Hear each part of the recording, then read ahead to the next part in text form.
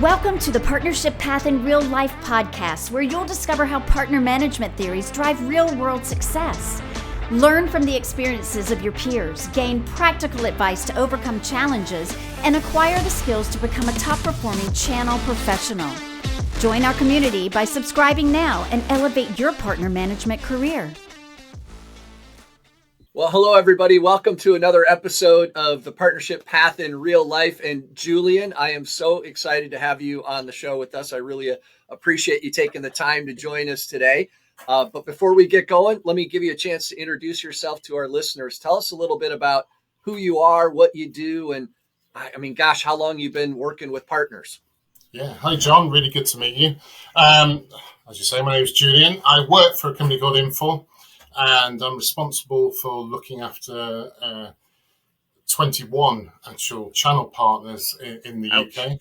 Yeah, quite a few there. So you can imagine the work that's involved in doing that. I've actually worked for a company called Pegasus, who are part of Infor, and I'm coming up to 9 years in the role now. And I think looking at the topic we're discussing today, I think what's been useful is probably for 15, 18 years, I'm getting older, I actually worked in sales, which has been very, very beneficial, and also selling the product that I'm responsible for looking after with the partnerships. So that's been very useful for me.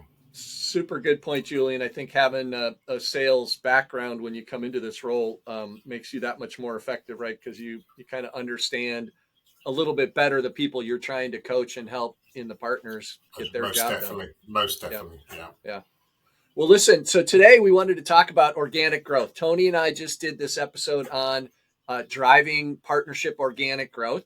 I know you listened to the episode. That's why you're here.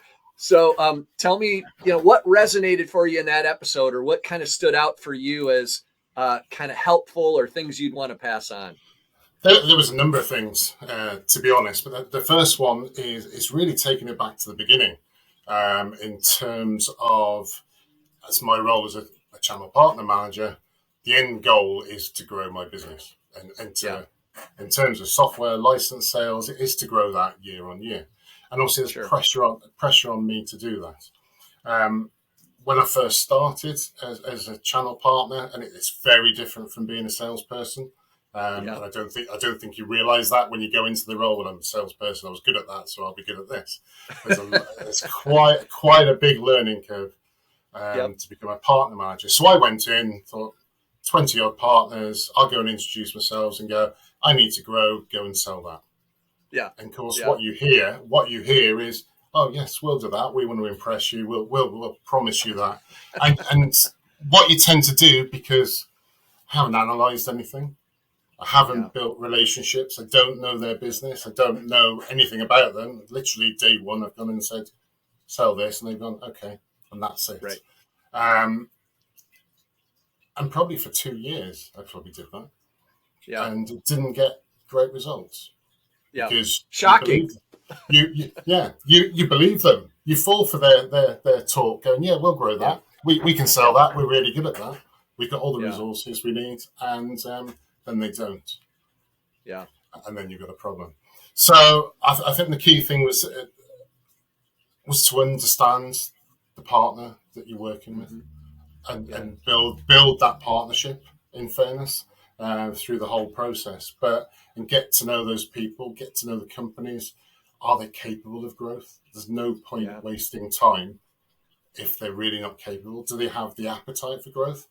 Do you know what? Not every company wants to grow. They're quite happy sat there doing what they're doing because they're good at it and it's easy and there's no challenge and you don't have to make any more investments and things like that. And you've got to understand all those parts of that business before you can actually sit down and go, right, I want you to grow. And don't sit down with the people who are not going to grow. Don't waste your time. I've spent weeks and weeks and weeks doing that, thinking I'll get a result, and I didn't. So. Well, talk to me a little bit about what that looks like for you. So when you say getting to know the partner, trying to figure out whether they have an appetite for growth, how do you do that? How do you figure that out, right? Because you got these people very often who are telling you what you want to hear, So if we're going to drive that organic growth, how do we figure that out? It's getting to know them. They are going to tell you what you want to hear to begin with, but there's certain people in the business, you've got to make those key relationships and build those key relationships and get a full overview of that business. Because someone might say that, but then if you're speaking, the salesperson the sales director is always going to say, yes, we'll grow. But if the managing director or CEO is not interested in that area, there's no point in doing it. So it is a case of sitting down with all the stakeholders, getting their side of the story and where they're going in the next 5-10 years, however long, what they want to do, and whether they're interested. Yeah. But it is definitely talking. I think the whole process is about talking with the partners. Yeah. Yeah. Trying to kind of sift through what they say, right? Like, I think as you sort of mentioned, I think there's a lot of, especially in the reseller channel, right? There's a lot of managing directors, company leads who think they want to grow. Like they're like, yeah, hey, I'd like to grow. But that's almost the wrong question, right? It's not really, do you want to grow? It's really, are you willing to invest to grow? Are you willing to put in the time and energy and money to grow? Because it's okay if you're not, but let's be honest with each other. And so I think sometimes maybe we even ask the wrong question. 100%. I think the other thing you can do is oversell as well. Yeah. When we come on to the evangelizing and selling part, which I'd like to think I was good at. So it's quite easy if we have a new product or an add-on for a product and I'm going in there to talk about that, I can sell that. And you've got to have the facts. So you've got to turn around and say this will bring X amount of pound notes or dollars to your business if you do this. But the other side is that what do they have to do to be able to do that? And you're right, they've got to turn around and say, yeah, we're willing to do that. I'm willing to invest. I will take on new marketing people or pay for advertising or something like that. So if they don't do that, it's never going to work. You're going to fail. Yeah, Julian, you keyed in on one of my favorite parts of this topic, which is this whole idea of presenting to them a business case, right? That I can't just come in with my product and say, hey, sell this product. Hey, look how great this product is. Look at all the things this product does, right? I've got to actually come in and say, hey, look, here's the market where this fits. Here's the market, the addressable market that is currently not being serviced that you could go after, that we have a reasonable expectation to capture. And here's how that translates into dollars for both you and me. So what does that look like for you? How do you do that? Like, that all sounds really great when I say it, but when it comes down to having that meeting with the partner, right? Like, how do what are some of your techniques? How much of that do you sort of chart out? Do you, I don't know, is it an Excel spreadsheet, a PowerPoint? Like, what do you do? It's more of a discussion, to be fair. Yeah. I will, if we're talking figures, I will go through and say, look, one of the easiest ways of organic growth is to look at your current customers and sell more to them. Right. Easy. Yeah. Just for those people who aren't watching the video, that was a pretty big eye roll for you on an easy. It was. But it's a case of you can turn around and say, look, you've got your customer base there. If you upsell this product, which has been available, you've had training, you know it, but I noticed statistically you've got 100 customers, 60 of them don't have that functionality. You go and sell that, that's worth X amount. That will mean this amount of dollars or pounds to your business. And once you add that up, eyes widen and people start smiling and go, oh, that's pound notes in the bank. Yeah, so we can do that. And to be fair, it's the easiest way of growth. For sure. I think it's quite short term. Because they'll do that, you run your campaigns, you get the marketing done, they sell it, and then you go, well, they've done that for 6 months or a year, now what are they going to do? Yeah. So I think one of the other points I picked up, and the way I look at it is, we look at multiple ways of growth. You can't just concentrate on a short-term one, which I think that is. Right. And then you perhaps look at something more challenging and requires more investment, which may be a different market sector or a different vertical or geographical area, something like that. So you work on that as a side as well. But it is a case of going in. The other thing I've got 21 partners. Some are a lot better, some are not so good. So if you're speaking to the middle ground, that you think, yes, they have the resources, they have the appetite for growth, you can actually use case studies, examples of how it's worked for those successful partners. Yeah.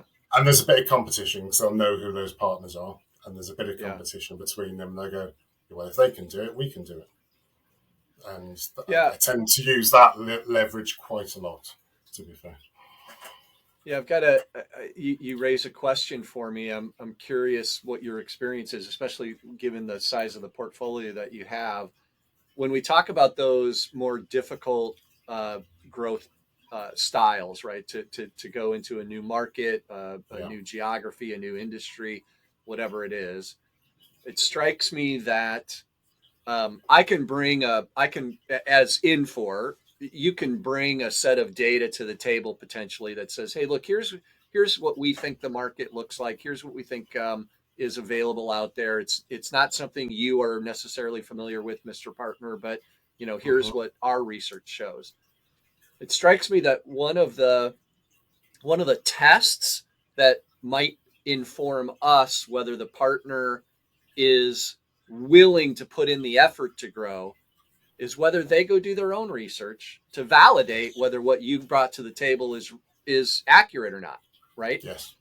What's your experience with that? Have you seen that? Do you agree with that? Does that feel like the right kind of test? To me, it would be great if they did do that. I mean, obviously, what I'm telling them is the truth anyway. Of course. But yeah, if they're serious, they need to go and get the stats and the figures themselves. And that has happened. It doesn't always happen. Sometimes, again, as I've come from a place of selling the product and working for a partner that I now look after. So there's a lot of trust. They trust what I'm saying and things like that. But it is good that they evaluate and they actually fully grasp and understand their own thinking and their own way that they will go to market or take on the challenge of a new product or a new geographical area by looking at the figures themselves. You said something early in the conversation about whether a partner is even capable of growth, which I think is different than someone kind of wanting or having the desire and even the willingness to invest. Because you could have someone who wants to invest, but their kind of operational structure isn't capable of growth. Right. Yeah. What's your experience there? Like, what have you seen there, and how do you ferret that out? That's quite common, to be fair, that I see. I think that's part of the conversation you have with the partner. The first thing is, are they willing? Do they want to grow? Are they interested? But then you have to sit down and some harsh truths sometimes, because these partners may think they've got everything they need to go and take over the world, but in reality they haven't. And you need to sit down with them and talk through those different areas, be it sales, marketing, delivery, support teams, things like that. And you have to have that conversation with them, and they may have plans. They may say, "Oh, that's fine. We will recruit X number of staff, or we will take on another bit of software to manage these processes." But they've got to realise that they're deficient in areas as well, if they are. And there's look, I think there's a lot of in this particular segment of partner we're talking about. There's a lot of businesses out there that have grown their business kind of organically, but within kind of bootstrapped, right? Like so they're not taking out big loans or anything, right? They're actually paying for their own growth, kind of a thing, and they may or may not be super good at understanding what kind of an investment it might take to, for example, open up in a new geography. Right. The idea of, oh, wait, I've got to hire salespeople who I'm not going to see every day. I've got to hire delivery people who may or may not be in this office that I'm in now or in this local area that I'm in now. There are costs associated with that I think a lot of times partners don't necessarily think about, that we have to help educate them on. So I think part of our job too is education on how some of that works. Yeah, that's the thing. Once you've sold them the growth plan, you've then got to educate them how they're going to do it. And as long as they've agreed to it at that point, and so then it is the education. So you will need X number of staff, and they may be here and maybe there, as well as the education on the products and the things like that as well. So yeah. Well, listen, Julian, we try and keep these to about 15 minutes, and we're at that time. So I'm going to start to wind this down. Let me just give you one last opportunity here. Is there any look, the theme that's kind of been through our discussion today is this whole idea of transparency and, really getting at the truth of what the partner can and can't, or is willing or isn't willing to do. Is there any last piece of advice you'd give our listening community in terms of kind of having those organic growth discussions? I think the key thing is what I've said, really, is don't push through the process. Yeah. Don't force it. Don't force. Yeah. I need license sales. I need sales figures to give to my boss and to hit my targets, but don't waste time in the wrong places doing them. I think it is having your facts so you can present and evangelize and sell. Yeah. You're selling those opportunities to the partners. If I'm Yoda, you just said choose wisely. And then you've said, and do your homework, right? So choose the right partner and then make sure you've done your homework. I love that. 100%. Yeah. Well, Julian, thank you so much for coming on an In Real Life episode. I really appreciate your perspective. I appreciate you sharing some of both your ideas and where you struggled, because everyone's got those. So it's kind of nice to hear someone else has had that struggle. So I really appreciate you sharing that with the listening community. And I look forward to having you back on another episode sometime. Thank you, John. Thank you very much.